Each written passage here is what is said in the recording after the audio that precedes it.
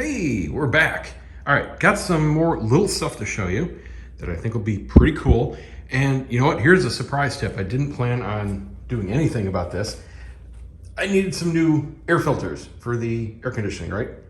Not a big deal. Now, I had always been using the mid-grade filters, and they did an okay job.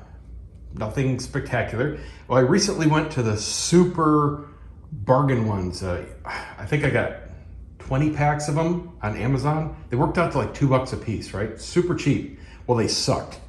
Dust all over the house. They weren't filtering crap. And, you know, they were just junk. They weren't worth 50 cents a piece. So I said, screw it. Went on Consumer Reports, went on a bunch of websites, and the Filtrete 1900s were voted the very best. Well, unfortunately, the 1900s don't come in both sizes I need for the house, so I got the next one down. These are the 1500s. Still, they got rated very, very good. They were just a tick down from the 1900s. So cool. Now, my past experience with air filters is the better the filter, you know, the more restriction and the louder it gets. So I wasn't looking forward to that. I already have the acoustic treatment up here just to mitigate the sound from this return duct and the handler, which is on the other side of that window. So I wasn't looking forward to more noise. And I always had a whooshy kind of, you know, air noise coming right from that return that you would hear when you're watching movies or whatever. So I put this in. Oh my God, it's freaking silent. I was like, what? I mean, silent. You know, do this, run your AC. It's running right now. You can't hear anything. Open the thing, take out the filter, so it is completely silent. There's no restriction. It's the same. I can't freaking believe it. I had no idea that these filters were quiet. I expected even louder, and I got the opposite. So really recommend it if you're looking to counter your noise, and if you're like me and have a return anywhere near your listening room, put in these 1500s, and I would imagine the 1900s are exactly the same. It makes a huge difference, and the 6-packs are pretty cheap on Amazon. So let's take a look at what else I got. I got some more stuff coming tomorrow, but it's kind of more of the same. So this will be the last tweak to the system physically. First up, the new sub cable, another Blue Jeans cable, 10-footer instead of the 5, going to the left sub. And you know what? If anybody local needs a 5-foot brand new Blue Jeans sub cable, you can have it for free. Just pick it up. Now, onto this bag. So these are the clips that I really like to use. They're U-shaped. They just have one easy nail to drive in. They drive in straight. You don't have it twisting on you when you hit it with a hammer. Really nice. It's the same size for a coax.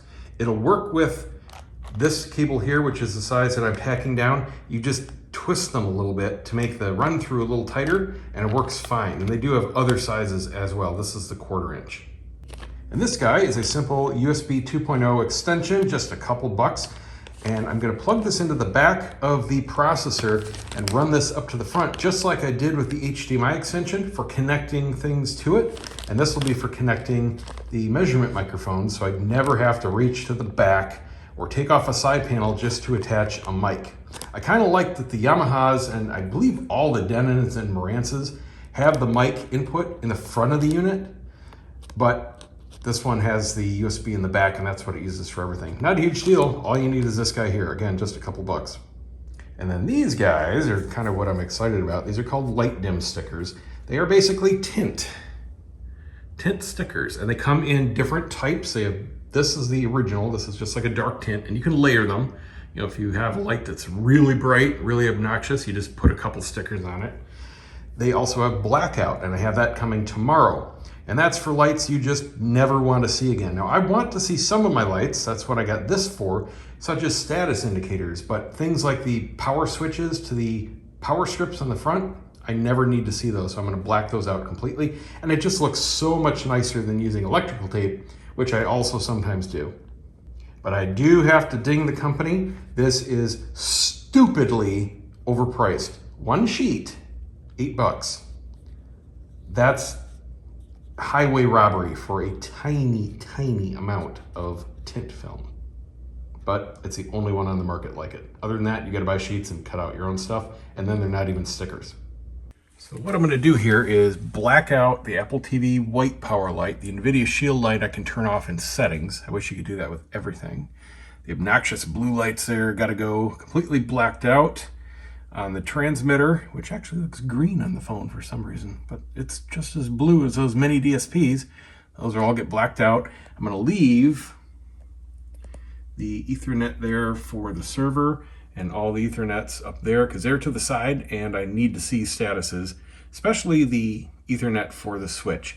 I've been having this problem with the TV for the last 2 firmwares where all of a sudden it just goes crazy on the network and it just jams up with packets, and then everything on my network that's wired goes dead. And I can look here and all these lights are just blinking like mad until I just reboot the TV. So I like to see these lights. And it even takes out my office at the other end of the switches. Now the Logitech light is hidden by this lip, so I don't need to do anything with that. I'm gonna probably black out the power switch back there, which I never end up using. It's a good idea, but the problem is you can't switch off a Raspberry Pi with a switch. It'll get corrupted. You have to do a shutdown command. So I do that with SSH, either from the phone, tablet, or computer. So that power switch is pretty pointless in this case, at least. So I'll get rid of that. The display here has 2 settings, and I wish it had more. The Yamaha definitely had more.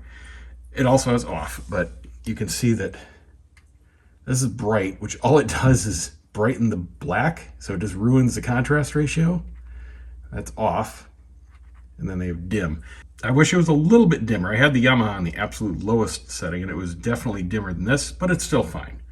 So it doesn't bother you, your eye doesn't catch it. You could put some film over it. I might test that. Actually, I can do it right now.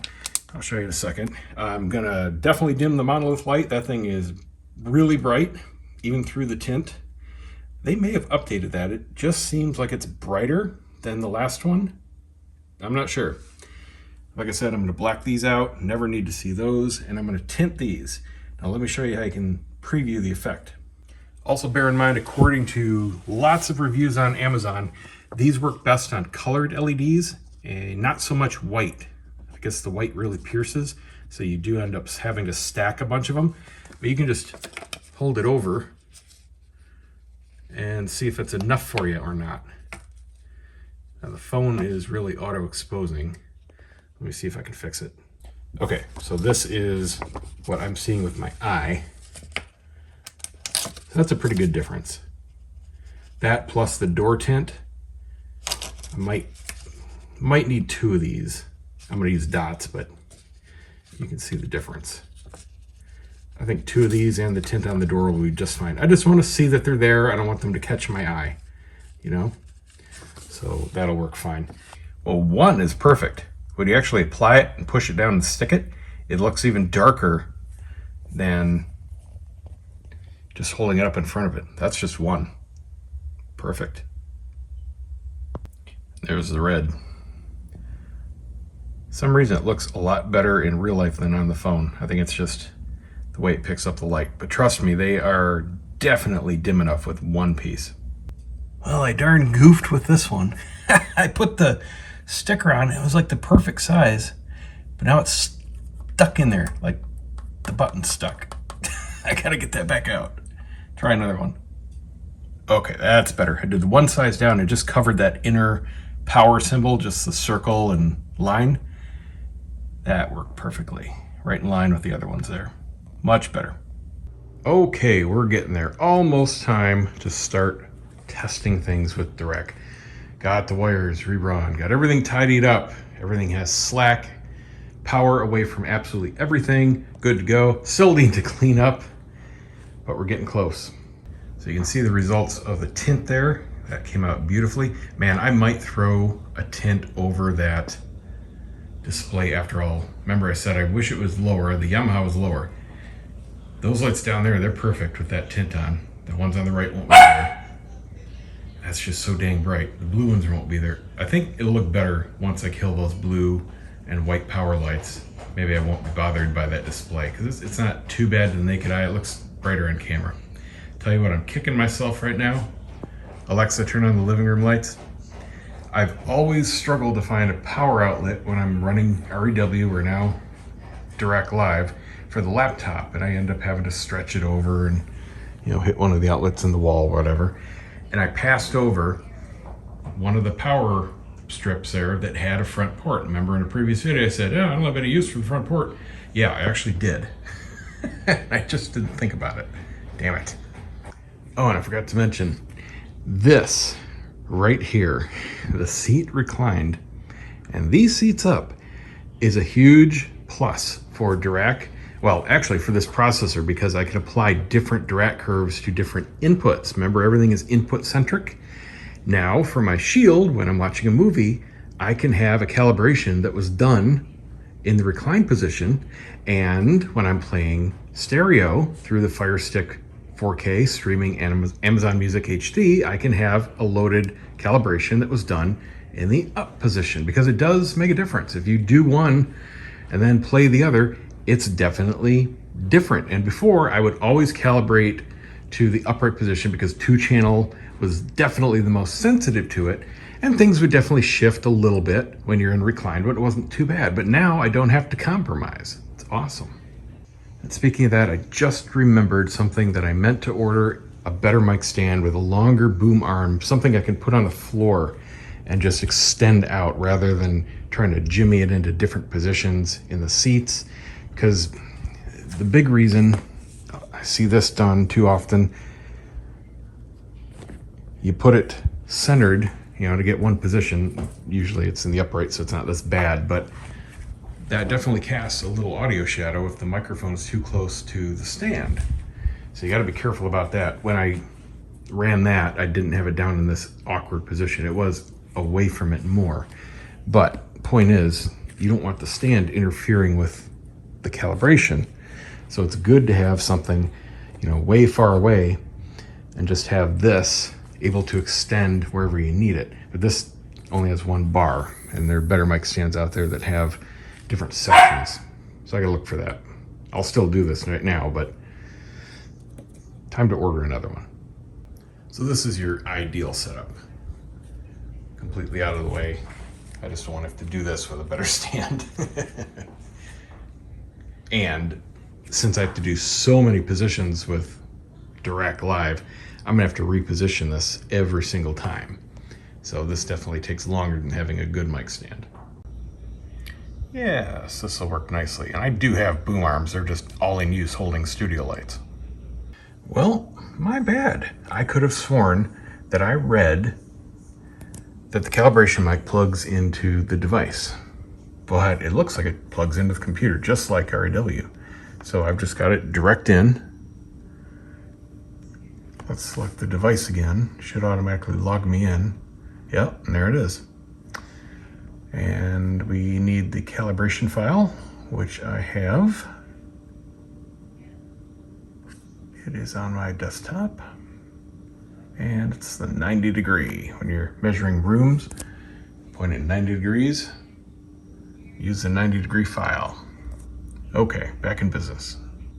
Next screen is something you didn't have to do with the Yamaha, and that's basically a quick level match, or just to get things in range. It is similar to what you have to do in REW, using the noise generator and the SPL meter to dial in to around 75 decibels. So this is kind of what you're doing, but you're doing it for all your speakers instead of just the subs. Now I have no idea where any of this is going to be the first time, so I'm just going to hit defaults, see what happens.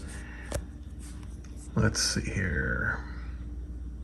So what I did already is in the web UI of the device, I disabled the sub 1 output because that's where my transducers are plugged into, and my 2 subs, it calls them rear subs. That's the only thing you can assign to them, but they're sub outputs, and those are in 15 and 16 channels. And then all the rest of the speakers are in there. So we got master output, mic gain. Mic gain you want at 100%.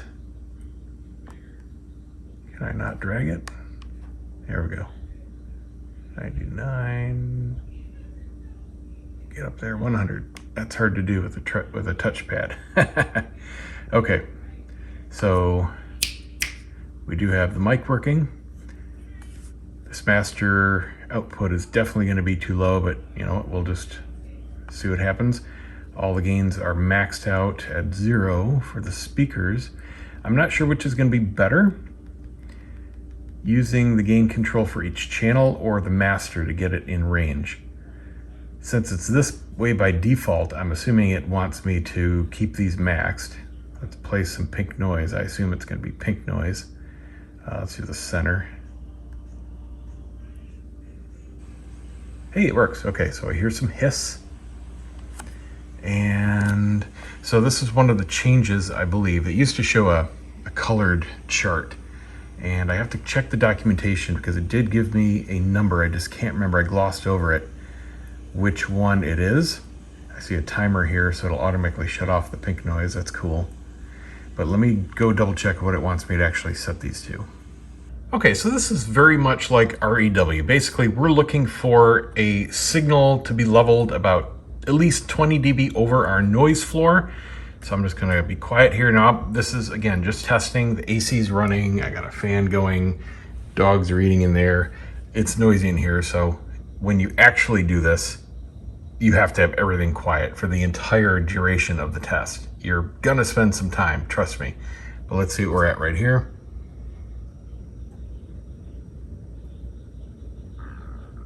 We'll say -40, so I'm gonna look for -20, -15, somewhere in there. Doesn't really matter. So I'm gonna boost up. Well, first I played some pink noise here, and it's really low, right? So you can't really hear anything. So let's bump this up just so we can get some type of decent volume going, because what we want to do now is find our quietest speaker. So you play one at a time, you be quiet, and you just see where it ends up at. Okay, where'd my noise go? This might be a bug. It's done this a couple times. I thought I had disconnected my... Whoa, that was weird. I didn't hit anything. It jumped over to the right and then started playing the left. That's definitely a bug. Anyway, I'll shut up here. That doesn't even seem like it's registering. Something's off. Yeah, that's not working right. It's supposed to play pink noise when you hit this. Let's try that front right. Nothing. Buggy, buggy, buggy. Well, it is release candidate software, so I mean, that's not totally unexpected. I'm gonna try just to relaunch it, see what happens. Okay, let's try that again. Now it's playing normally. So you might have to reboot. Anyway, that's really quiet. It sounds like it did at -90. It was. So this wasn't accurate. Let's turn this up a bit.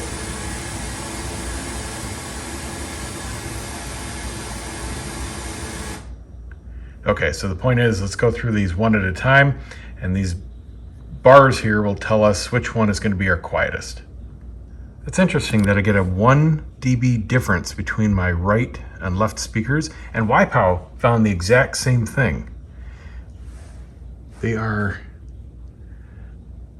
which one is hotter? The right is louder. I wonder if I mismeasured the width, and this is just slightly over by a couple inches. Let me check that real quick. Well, son of a biscuit. Now, the speakers are correct, the seats aren't. I centered the seats with my room panels. Obviously, it would look funny if those weren't correctly centered, but when I hung the room panels, I was off by about 2 inches that way, towards the right speaker. So the seat is just, literally that far closer, and that's a 1 dB difference. Well, that explains it. And just to note, I played the subs just to make sure I was getting right routing and signal and everything, but we're not doing the subs this way. They're coming next. Okay, so what I want to do now is look for whichever one is the lowest number. 27.5. Okay, so it looks like the quietest, they're all really, really close. And that's a good thing. That means I'm pretty equidistant to the seat. And of course, they're all matched speakers, LSIM. So 28.5 is our lowest. And now what we want to do is play that again and get the scale up to about -20, which will be 20 over our noise floor. And we're going to do that with the master output.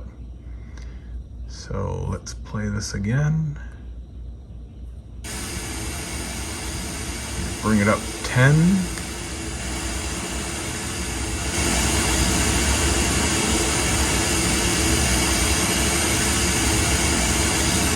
There we go, close enough. -19, that is in spec.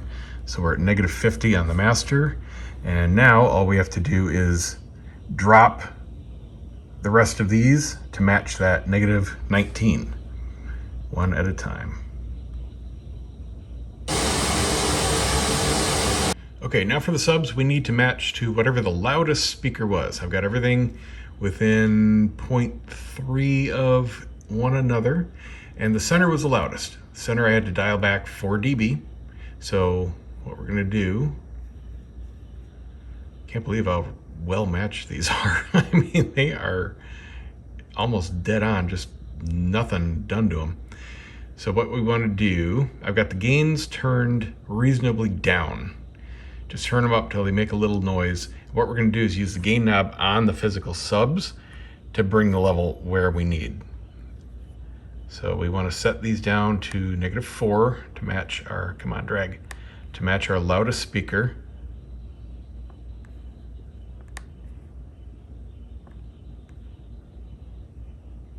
Huh, those aren't lined up. They still say 4. I guess there's some fudge in the, you would think it would snap to the same level. Maybe it's a bug. Okay, so let's play the left sub here. Let's see where we're at. Okay, so I'm going to turn the gain knob down a bit. Okay, so now we have everything level matched, and we can go to the next step. Also, now's a really good time to take a picture of this screen, just in case it crashes again. You can just dial it back in. So this section is where I see a lot of people make the wrong choice. This is pretty similar to YPOW and Odyssey when you have the multi-point choices, except it gives you the option here of specifying, do you want a lot of spaces, a few, or just one seat, concentrate everything on one tiny sweet spot. With YPOW, you can do it with 1 to 8 positions. The first one is always critical in any room correction software. The first one is what everything is based off of. And YPOW is very simple. You can keep measuring till all 8 points are done or quit anytime in between. And all it does is average those 8 with the first one heavily weighted, right? So it applies the same correction filters no matter how many points, no matter where you do them. If you're just doing it on one seat, you can spin it around. What I would usually do is just move the mic in the width of the headrest, like where my head could possibly be. And I make the sweet spot this big. So only that seat is the really great sweet spot. That's the thing. No room correction software is gonna make more than one seat perfect. The more you spread it out, the worse everything gets. But it might be even, it might be more even seat to seat, but none of them will ever be perfect. Only one seat can be perfect. I call it the selfish seat. It's the sweet spot. So, on this screen, what some people get wrong is, they think, it doesn't really matter which one I choose, it's just telling me how many measurement points I'm gonna have. But instead, it actually changes how it calculates. So it not only gives you more points going to wide, it doesn't ever give you a great sweet spot. And if you're in one seat, let's say you want to do a measurement for one seat, some people think more measurements the better. Well, with YPOW that's the case because it just helps the average, but not with this, because it'll spread the sweet spot out even if you don't do all the points. So it's a correlation between more points and spreading out the sweet spot. So if you want the very best for one seat, you have to use tightly focused. Using these in one seat, even though they have more points, gets you worse results. So just think carefully about how you want to do it. If you always listen with a bunch of people, and it is more important that you have the best possible sound for everybody on an average, by all means, go wide. You know, do 2 or 3 seats. If they've changed their diagrams here a little bit, they call focused imaging if you're not in a single seat, like if you're in a love seat or you're on a couch, and maybe you might sit in a different position in that seat, but you're still only concerned about one person. That's what focused is for.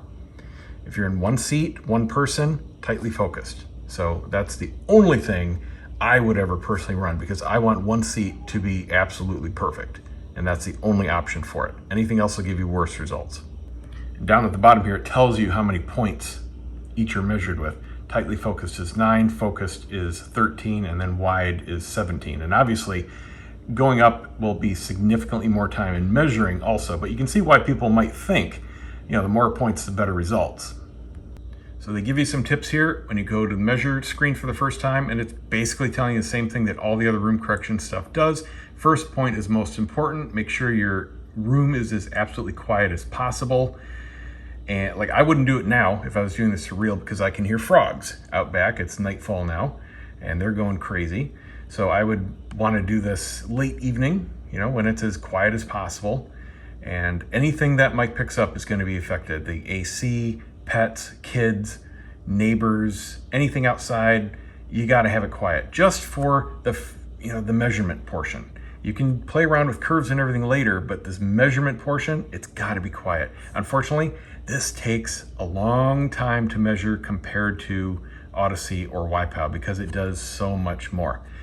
So down here, it tells you the same thing as YPOW. You don't have to do all the points, because after the first one, it's just giving you averages.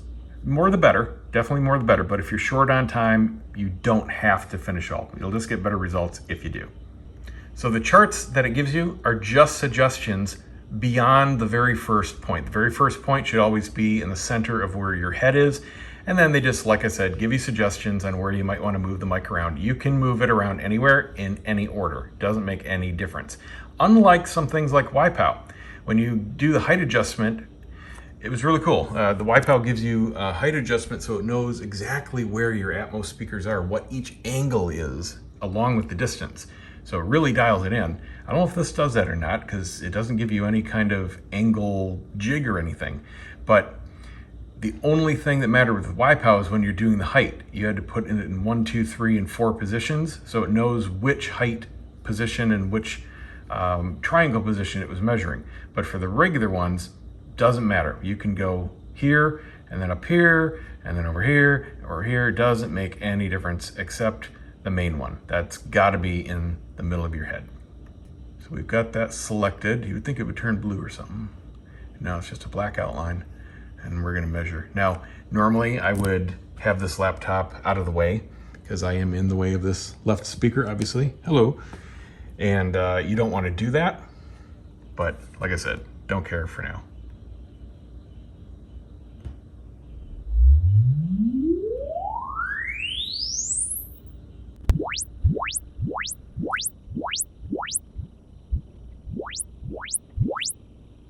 So there it completed, and I sped that up for you. It took, I don't know, about 1.5 minutes to do that, so it wasn't too bad. Obviously, the other positions would have a lot more measurements, and you're gonna multiply that by how many positions you're doing. I had to look for a second, because I thought the sub was going, but I forgot that it's measuring full range, and these speakers go down to near 20. So it sounded like the sub was playing. And there we can see the hot mess of uncorrected stuff. So now you just pick a next measurement and do it again. Actually, I don't have to do any more. I'm just gonna go right to filter design. So they're saying, hey, you really wanna do that? Well, today I do, but later, no, I won't. Okay, and now here's where we set a curve. I'm not going to do anything with that right now. I just need to get through this and get something in the system that I can play with. And it tells you about grouping and setting your target curves and all that kind of good stuff. Pretty much the same as REW. There's really nothing magic about this part. And it just automatically saved, so that's cool.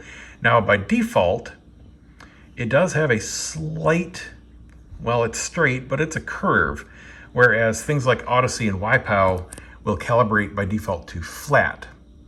And it's not a huge difference. We've got about a plus 2 dB and a minus 2 dB, so a 4 dB spread from low to high by default on Dirac. I mean, that it probably makes it sound a little bit better, but you don't have to do that. You can make whatever curve you want to do, just like using REW. Okay, so this is what it's going to aim for, right? I notice it is putting on some smoothing, because normally when you see this in REW, it's just a huge line mess and you have to apply smoothing to make any sense of it. Something else real quick, it's a bug, and I happen to remember somebody told us about it in a support thread. You notice you can read the stuff now, and that's because I went here to Appearance and selected OS theme, which is Windows. By default, you can see it's, well, now it's not even switching, but you could see before you couldn't read it. So make sure you go in here until they fix it at least, and choose OS theme, and that fixes it. You got to do it every time you run the program though. So a couple things here. This is quite processor intensive. You are going to want a very powerful laptop to do this on. But unfortunately, don't spend too much money because it is a very basic program. Here's a crossover point. You can drag and drop this anywhere you want. Say you don't want it at 80 and you want to try 90. You want to see what happens. You come down here to calculate and it'll run through and it will calculate supposedly what's going to happen. It matches the phase and the delay and the impulse control and all that between all the different speaker groups and the subs in the speaker groups, and does everything that it's supposed to do. However, it is only taking advantage of one core. So that really sucks. If you've got a great laptop, you are gimped by the program. They really need to have multi-core support. It would dramatically speed this up. Okay, so I don't even know exactly what I'm looking at. Obviously, these are predicted responses, which may or may not be correct. Odyssey is notorious for being way incorrect. It'll tell you, oh, look at this perfectly flat line we made for you. And then you measure it in REW and it's so who knows? You do have to verify in REW no matter what you do. But the point is here, I want to now save this. Okay, filter export. I want to save this and just get something in the system because, oh, actually I want to show you what I was thinking of doing. Yeah, that's what I'm looking at. Go back here real quick. Here are the different groups that it automatically assigns. Oops, sorry, right over here. The subs, front, center, surrounds, and Atmos. And then unmanaged channels. What I want is the sub 1 out, which I have connected to transducers, to be in this unmanaged channels. So I don't want it to do anything. I just want to feed a pure signal to the MiniDSP, which is doing everything that I want for the transducers. So I'm hoping that after I get this done, after I, let's see, that's weird. I didn't put that in there. GUIE, I don't even know what that means. Lagrange? Knudsen. I have no idea why they put those in there. Maybe there's random names. Click on it again. It's Kuhn, Pauli, Kramer's. Okay, whatever. Anyway, Confucius. Somebody having fun. We'll just call this 1 and test 1. Right? Just get something in here. So we're going to export. And I'm assuming it's going to send it over the network to the unit. Yep, okay, so it should go to slot 1 on the home theater speaker. So now what I should be able to do is go in the web UI. Gotta remember the URL for that. Okay, yeah, I do. And let me see if I can get to it and then see if we can use it. Okay, in like Flynn. Now let's see. Setup, no, main page, device settings. I think it's under main and then the hamburger. Where is, no. I'm looking for, okay, it is here. Input config. We're looking for, where to go? Room EQ. Okay, so now we can actually select it. Before we didn't have anything in any slots. This was grayed out. We should see 1. There we go. So now we can apply 1. And again, there's no apply or anything in here, so you just got to go out to somewhere else. I'll just go here and we'll make sure it applies. Go back.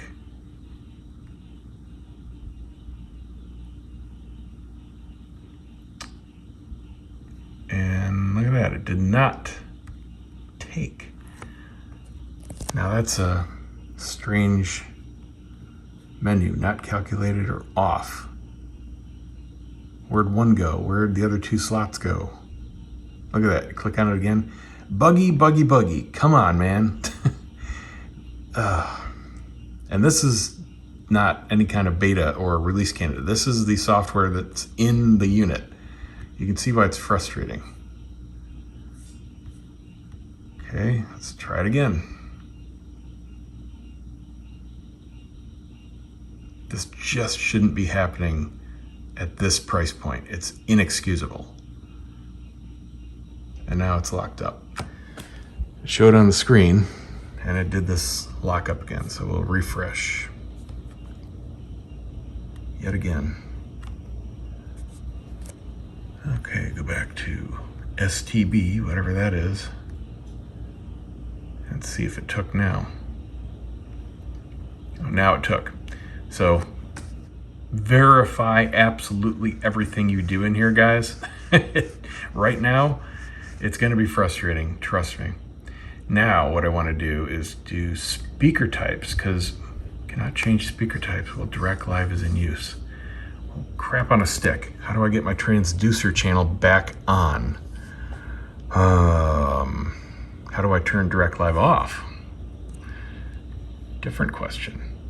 So I bet these are disabled too. Oh no, see here's my delays or distances as the other receivers call it. So that's where I want to set my delay for sub 1, which I don't see because I have it disabled.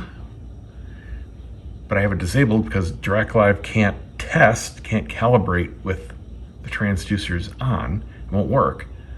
What about speaker levels?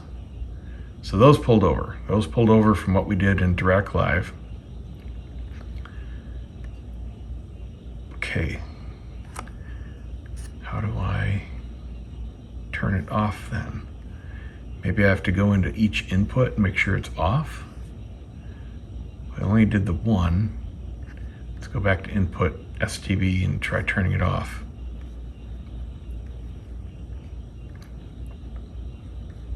There it is, off. I wonder if going to another section. Okay, so that works. So you can go to another section or another input and have it apply the changes. All right, well, I'm gonna have to rethink this then, because this is my transducer. So it has to be present in order to use it at all with Dirac Live. I don't know, I'll figure it out. So after re-enabling that, I tried to load the saved project and it won't let you do that. So you have to start over whenever you change any of the configuration from scratch. Good thing I took that picture, huh? Oh, fun, fun. The program is in the wrong state to perform measure and is unable to proceed. This may be due to a software bug. You think? Please restart and try again. Ah, son of a... All right, so first idea didn't work. I just turned off the butt kicker amp, so obviously it didn't play anything when it ran through the sub, and it thinks then, because it didn't hear any test signal, that the room is too loud. That's not the case. It just doesn't have any sound coming from the signal. So I'm thinking maybe I just turn it on and let them shake and make some noise, and maybe that'll make it happy and I can disable it afterwards. That's plan B. Well, that's not gonna work. I can hear them shaking, you know, making some noise, but it's nowhere close to the actual test signal, so I know that's gonna freak it out. Somehow I have to fake a sub signal coming out of that channel during calibration. Okay, plan C. Just for calibration, take the input going into the transducer MiniDSP, the single on the bottom. Oh crap, I can't go into another input. Okay, plan D. Split the output of one of the subs, doesn't matter which, and I'm thinking through this, is it gonna work? And let's see. One will be in the normal output of the DSP that went to the sub. Put this one into the output of where the transducer is on the other MiniDSP. It'll play one at a time, and I can take this out after calibration. Let's see. Man, I tell you what, these casters, oh, so cool. And by the way, I like having them locked, but there's no need whatsoever. This thing is rock solid. It's so freaking heavy, loaded down with the equipment. It doesn't move. I mean, you can do anything you want with the door. Doesn't budge an inch. So my fears there were unfounded, but they're still nice casters either way. So now, boom, look at that. Easy access. Nice. Let's put this in and hopefully it works. Oof, that was painful. I forgot to turn off the subs before I disconnected things. Ka-thunk. Not good. I don't need that one because I already know it's that one. Okay, I think my logic is sound. Okay, now, if I did that right, playing sub, which is sub 1 on the back, which was transducers, should come out of the right, and it should still come out of the actual sub channel that I have it plugged into. Let's see, cross your fingers. Son of a, oh, wonderful. I go and check, double check, triple check everything. It's just that freaking, it doesn't want to play again bug. And now it's doing the thing where it says it's at -50, but it's actually playing at the -90. I bet if I just move this a little bit, it'll kick in. Freaking bugs. Now let's see if it works.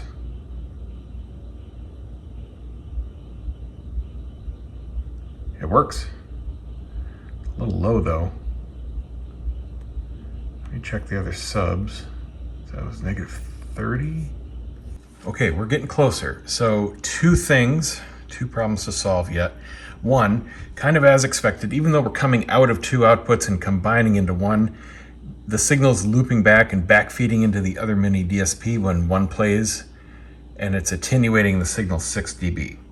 So I kind of have a fix for that. Just for the test, what I can do is turn the gain up after very carefully marking or taking note of where that gain knob is, turn it up to where it needs to be for the test, and then after the test, plug everything back correctly and turn it back down to where it should be on its own. So I think that'll solve it. The other one's a real quick fix. When I was playing through the sub 1, through the first MiniDSP, it sounded off until I realized that's because the transducer MiniDSP has its own crossover set. Because you don't feed a full signal into transducers, it's only playing like 30 and below. So it just plays part of the test clip. All I have to do is go in there and temporarily bypass that crossover, and that'll be solved. So now I just need to very carefully take note of where that knob is, because it is such a small adjustment on this amp. This thing is a beast. Okay, focus. Can't focus that close, and my eyes can't focus close enough to see the knob, but I can blow it up on my phone. So I just got some painter's tape here. Where's the tip? There it is. And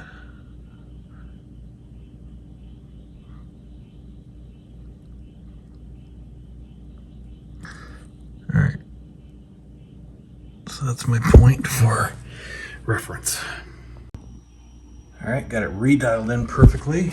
And this is how far I had to move the knob from the reference for 6 dB. Not a whole lot. Whoever wants great subs, man, PSA. Freaking phenomenal.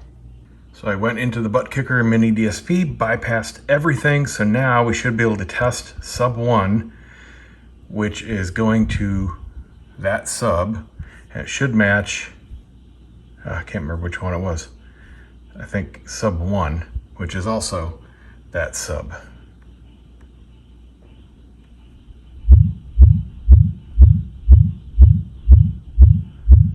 Hallelujah. Okay, let's go through this real quick again. I'm just doing one, doesn't matter what I pick in here. I just want to make sure that after I do this, I can take sub 1 out of the equation and not apply any filter to that channel.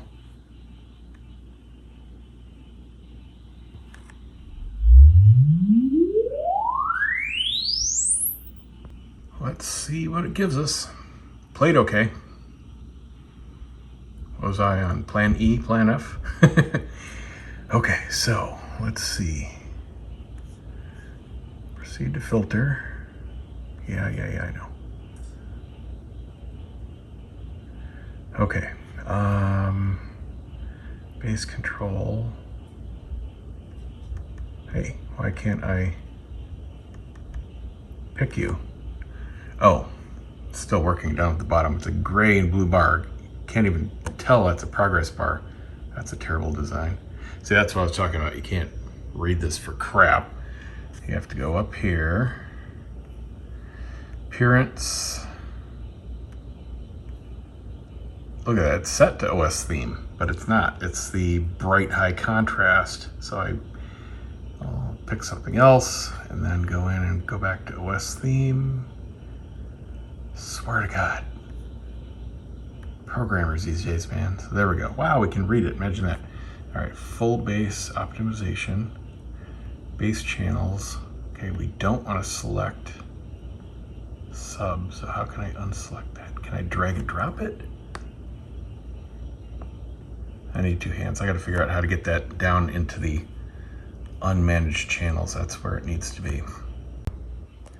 All right, this is frustrating. I can move any of the groups of speakers down into unmanaged channels, but I can't move base channels. And it says that you can ungroup and control each speaker separately, which I would like to do, is just pull those out of a group and try that, but I can't figure out how to do anything. There's no menu, there's no grab. Right click just brings that up. You can drag and drop the group. I don't even see where to rename a group. Double clicking doesn't do anything. Tell you what, I'm about to call it quits for the night because I'm getting really tired of this. There's got to be a way to do this though. Okay, getting closer. So it defaults into groups, that's fine, but you can't break things out. What I found was, this is dumb, there should be like a right click or be able to drag and drop individual channels. You got to drag and drop a whole group down to unmanaged channels, and then you can grab individual channels and either put them into another group or add your own. You know what? I don't even know if unmanaged channels just means ungrouped or doesn't apply Dirac. That's what I was assuming. I thought unmanaged meant it's not going to try to do anything to it.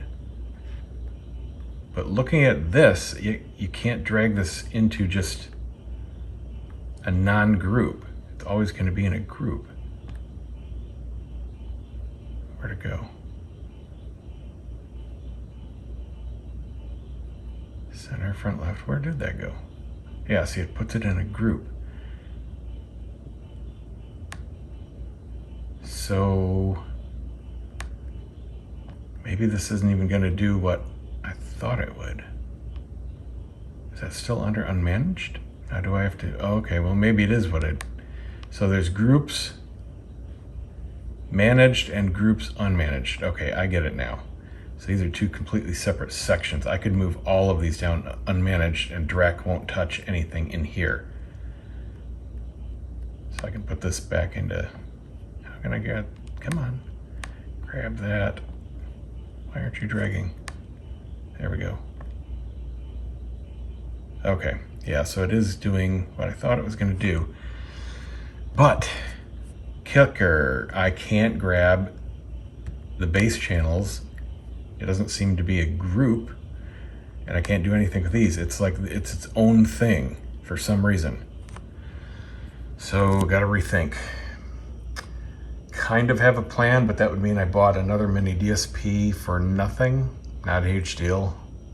I can sell it. I already threw out the box.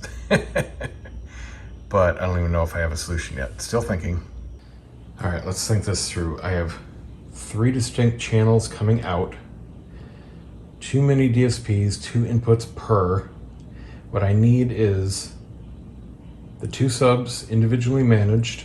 I know there's a lot of people that are telling me just do it like I was doing and use 1 sub out and use the MiniDSPs as splitters. I don't like that because I'm giving up some of Dirac if I do that. And I need a completely unmolested signal going to the transducers. Just a crossover in the MiniDSP, but no room correction on that input. Okay, I almost gave up, but I think I got it. I think this will work.